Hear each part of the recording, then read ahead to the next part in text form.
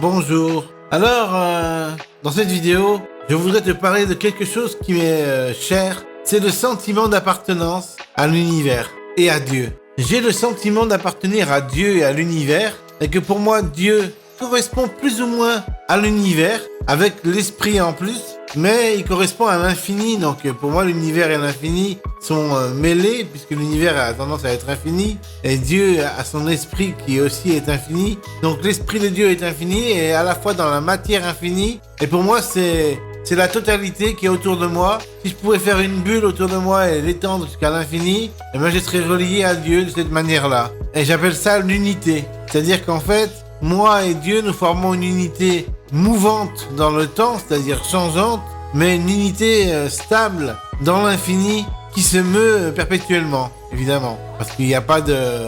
On peut pas faire une photographie de moi et de mon unité avec Dieu, sinon ce serait une photographie figée et on pourrait rien en faire, rien en tirer. Mais c'est une unité fixe, mais mouvante dans le temps et changeante dans le temps qui fait mon rapport avec Dieu. Et donc, pour moi, quand on fait une prière, eh bien, on unit la partie droite et la partie gauche dans le centre. Et en fait, on unit le vertical vers le bas et le bas vers le haut. Et quand on fait une prière, eh bien, on réunit l'ensemble de la totalité dans l'unité présente avec nous et le reste du monde.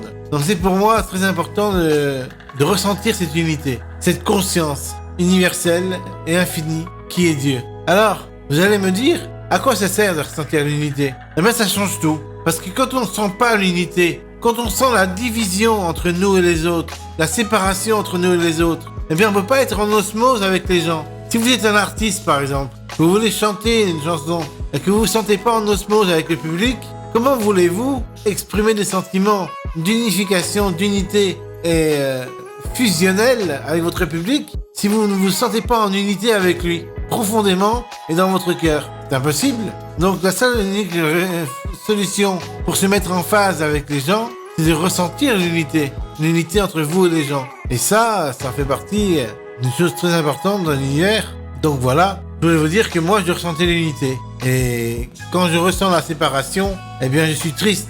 Mais c'est rare que je la ressente, mais parfois je la ressens. Parfois il m'arrive de ressentir, d'avoir des sentiments de dualité entre moi et les autres, de ressentir la distance entre moi et les autres, et dans ce cas-là je suis triste, dans ce cas-là je m'isole, dans ce cas-là je cogite, mais je sais que c'est pas la finalité de sentir comme ça. Et je vais vous donner un autre exemple. Quand on est dans un avion par exemple, eh bien si on sent pas l'unité, on va se sentir constamment en dualité avec l'avion, et l'avion pourrait s'écraser, et nous on serait là, on serait écrasé par l'avion, on sent la dualité, on sent les ondes négatives et tout.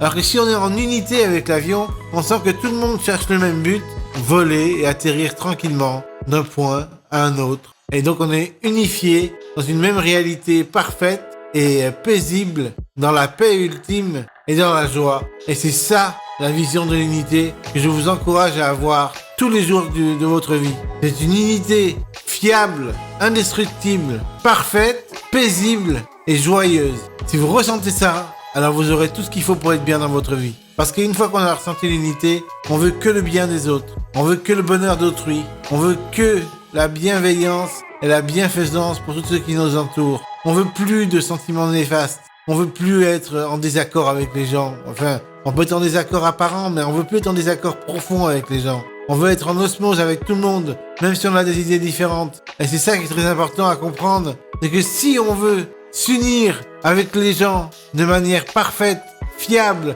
paisible, émotionnellement stable, bienveillante et joyeuse, il faut réaliser l'unité en nous-mêmes. Il n'y a que ça qui compte. L'unité. La conscience de l'unité et la conscience de Dieu. Alors Jésus, dans cette histoire, où est-ce qu'on le met? Où est-ce qu'on le place? Eh bien Jésus, il a ressenti l'unité toute sa vie entre lui et Dieu. Et Jésus, il nous a montré le chemin pour rejoindre Dieu. Parce que Jésus, il est à la fois homme et Dieu. Homme dans son humanité et Dieu dans son unité avec Dieu. Et il nous a montré le chemin pour être comme lui, si on faisait exactement pareil que lui, si on avait la même foi que lui, si on avait la même passion que lui et la même pureté que lui. Il nous a montré ce chemin-là, comment nous dépouiller de nos choses négatives pour rejoindre la sagesse de Jésus, la sainteté de Jésus, la bienveillance de Jésus. Pour cela, il faut savoir s'unifier avec Dieu, avec la conscience de Dieu, avec la volonté de Dieu surtout, qui est très important. Quand on vit notre vie, on a tendance à vivre avec notre volonté à nous, et on ne vit pas avec la volonté de Dieu. Alors que la volonté de Dieu, c'est la seule qui est importante, puisque c'est la plus grande de toutes.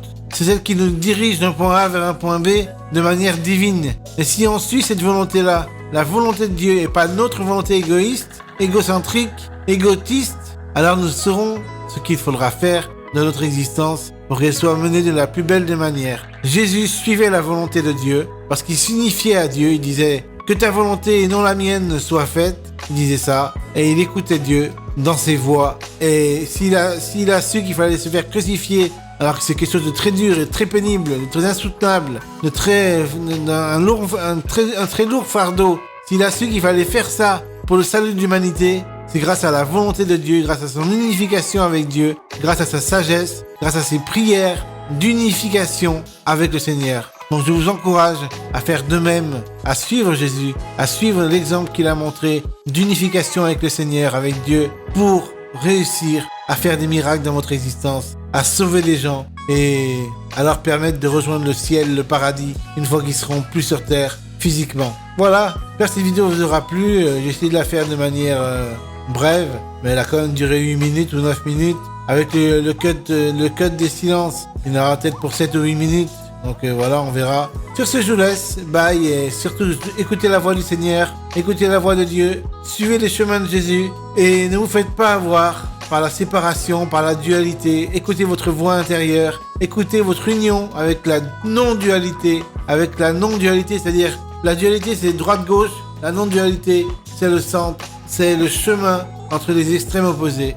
Voilà, comme Bouddha l'a dit dans ses enseignements, il a dit « Suivez la voie médiane qui est entre les extrêmes opposés ». Mais Jésus propose de suivre le royaume de Dieu qui est neutre et qui est joyeux et pacifique et qui est dans l'unité avec Dieu, dans l'unité cosmique avec Dieu, l'unité parfaite avec Dieu, dans l'union de la volonté que l'on a soi-même de notre égoïsme, avec la volonté de Dieu qui est non égoïste. Donc si on s'unifie, si on laisse aller notre volonté à la volonté de Dieu, alors on fera ce qu'il faudra pour faire ce qu'il faut de manière miraculeuse dans notre existence. Voilà, j'espère que cette vidéo vous aura plu. Bye.